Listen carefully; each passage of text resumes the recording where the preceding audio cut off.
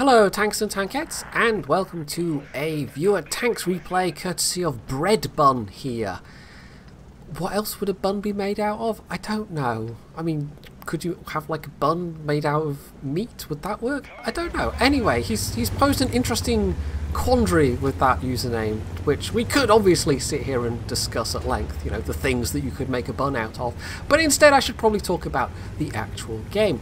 So this is the Centurion Action Mark 10, the rather nice British tier 10 medium tank. And I say rather nice because it's pretty good in a lot of respects, but it's still maybe struggles a little bit as a tier 10 medium. You need a longer game to rack up some serious amounts of damage, and that's what this is going to be, a game where he racks up some serious amounts of damage.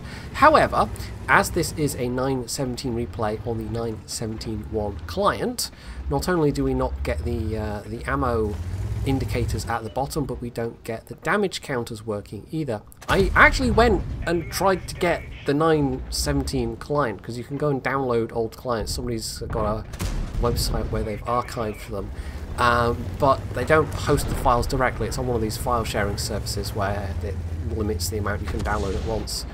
So I basically wasted about 7 hours trying to get it, and in the end it had downloaded about 4.5 gig of 7 gig, and it just kind of stopped there and declared the download complete. And rather than try all over again, I just thought, okay, let's just use the client that will record the thing and is just missing a bit of the information. So as to the actual damage done, that's going to be a mystery until the very end. Now they've immediately, I mean, we're only just 2 minutes in, they've immediately gotten themselves into honestly what looks like not a great series of positions. I mean, apart from anything else, they've got WZ-120 that's hiding behind the cap apparently. They've got very few tanks on the 9-0 line, and the T-54 and the VKB will almost certainly be overwhelmed. There's the usual collection of tank destroyers on the hill, and then they've got an E-100 and a scout over on the 1-2 line. So it's all a bit scattered, and it's all looking like they don't have very good map control, and that they are going to struggle to defend themselves adequately. So this is not a great situation. This is absolutely not a great situation. Bread Bun, however, does have enough mobility to get around and use various positions, and of course, with this being a British gun, it's got pretty nice accuracy, although it doesn't quite have the gun handling of the heavies. That would be very nice if you could get this 105 with the gun handling of, say, the Conqueror. But it's still pretty decent, and it does have high penetration. It's got APCR standard shells, which is going to come in handy because there's a couple of shots here he will get away with just because of the shell velocity that AP wouldn't have, but not like that's anything special for a tier 10 medium. So that's a Lurver down, and oh, hello. That lightweight has almost certainly spotted him. I don't know if it's because this is a 917 game on a 917.1 client that it's not showing the Sixth Sense icon popping up, or else if it just doesn't have Sixth Sense. But that would seem to be a bit unlikely for a tier 10 medium tank. So I'm just going to guess it's the client rather than he doesn't have Sixth Sense. So he's just trying to find places to take shots here. I mean, he can't really afford to sit out in the open. The Centurion doesn't have a lot of armor to work with, so he's basically just looking for opportunistic shots. And if he can do stuff like this, he's actually got this lightweight now pinned down, and clearly the lightweight doesn't either have a repair kit handy, or he's used it already, or else something, I don't know. His cruise rate of repair was just not sufficient to beat Bread Bun's rate of fire anyway. So that E-100 looks in trouble. I mean, the enemy tank destroyers seem to have pushed forward. Unsurprisingly, the VKB died, but the T-54 actually managed to extract himself, although he's just died, so that's not so good. So basically, although the enemy team has sustained some losses, they are now pushing, and it's not looking all that great. The noose is slowly tightening, so it's the question of can Bread Bun get sufficient damage done and kill sufficient enemy tanks to make this much more even. Now that's a bit of a rare miss. Most of his shots have been pretty good in this one, and oh, that one, I don't know what happened there. Did that go in the tracks or something? He's for the most part done pretty well, but killing that T-30 maybe took more goes than he would have liked. So blind shot on the Bulldog. It's probably a decent chance that hit, but you never know with RNG. He's not lost really much health himself yet, but with all those tank destroyers left, he's, you know, you can maybe take 1 or 2 hits even, but things like the Waffenträger and the Grill could take half his health off in one go pretty much if they rolled well. So you know, if it comes down to it, he can trade some health to do some damage, but it will be a very expensive trade against those tank destroyers in particular. So he's going to try and secure this flank because he knows the T-62A is low health and he doesn't want to get shot by that guy from this side. And if he has to trade with this guy, well then that will be fine. But as it is, he just catches him unawares and catches the back of his tank with an APCR shell. I'm going to guess it was APCR rather than HESH. He might fire some HESH in this one. I don't know. It's actually really difficult to tell without the ammo counters at the bottom. So he's letting himself be undetected because he doesn't want to get blatted through that archway by those tank destroyers. But now he is undetected. He might get a chance at a shot himself. And there we go.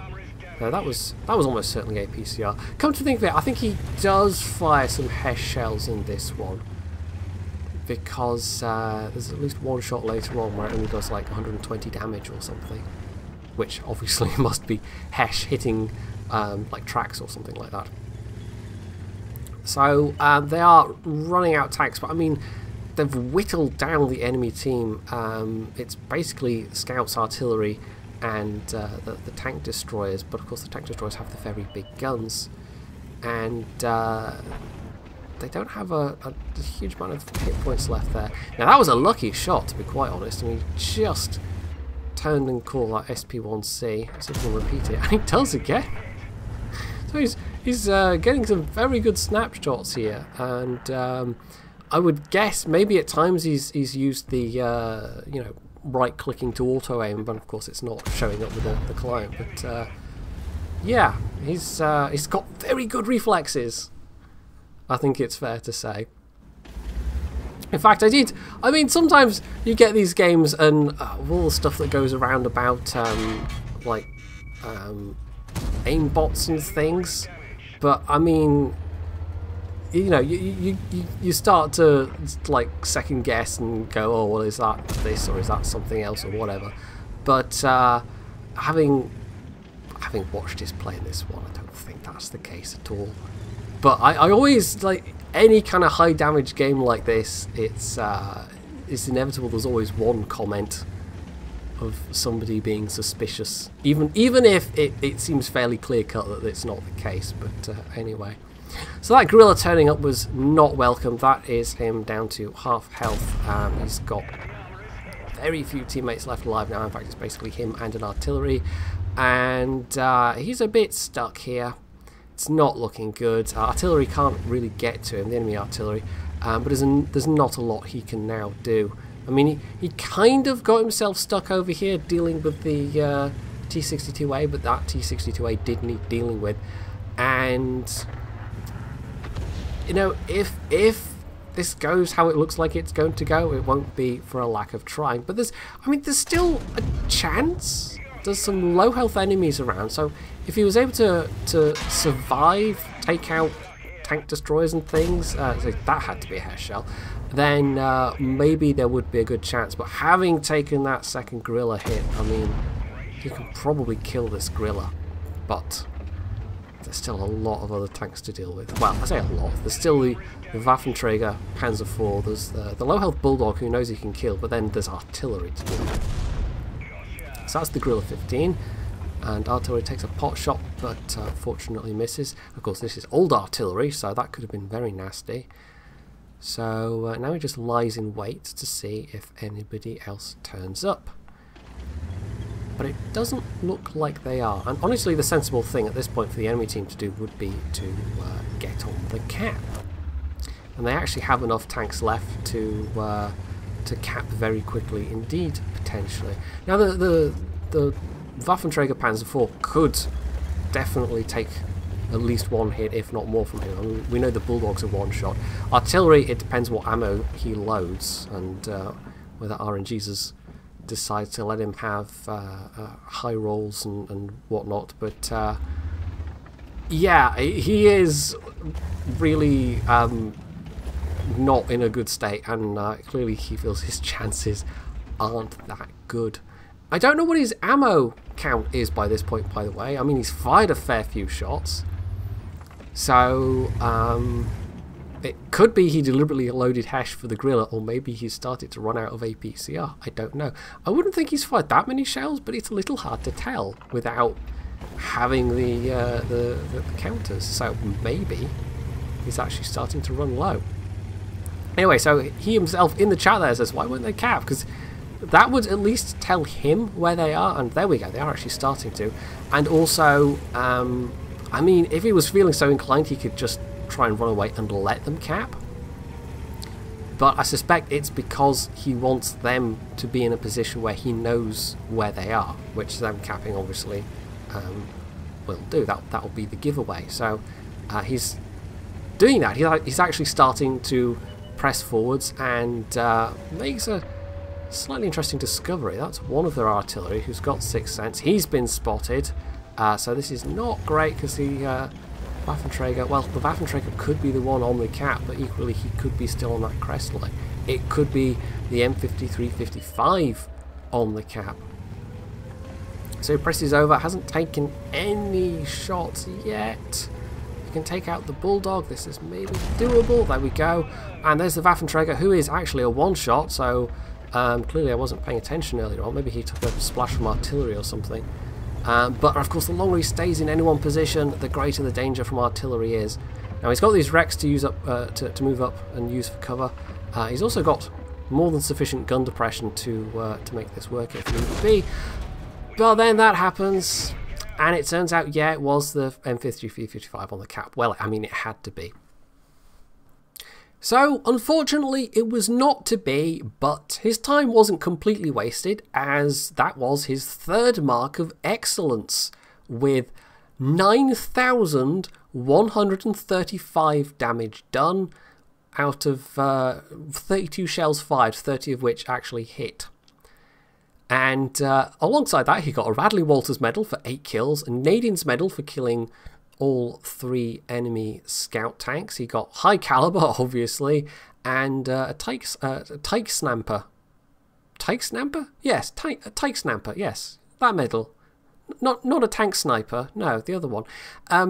Yeah, for basically hitting a lot of his shots. So, yeah, 32 shots fired, 30 hits, 28 pence. That's how you do 9,000 damage. But that, I can't remember offhand how much ammunition this thing carries, but that had to have been a fair chunk of that ammo. So, yeah, it's a pity some of his teammates didn't do a bit more. I mean, the Jagdtiger and the Jägeru both had over 2,000 damage. The E100 had about 1,400 damage. Everybody else had less than 1,000. And we had 3 people that had 0 damage, including a Gorilla 15 and that WZ-120.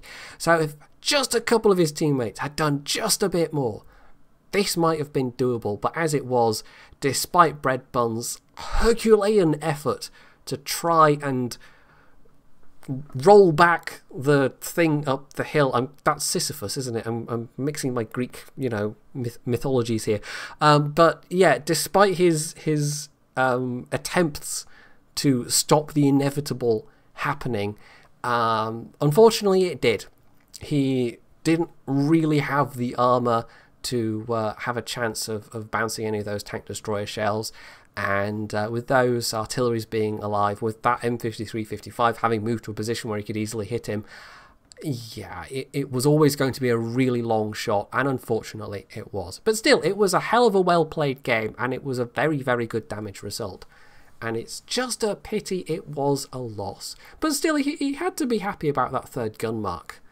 I'm thinking that's possibly not the easiest one to get on the Centurion Action 10, because you need a longer game to get those very high damage results. So hopefully you've enjoyed this replay, and if you have, you can hit the like button, you can leave any comments below, you can sub to my channel if you haven't already, and as always, stay tuned for more.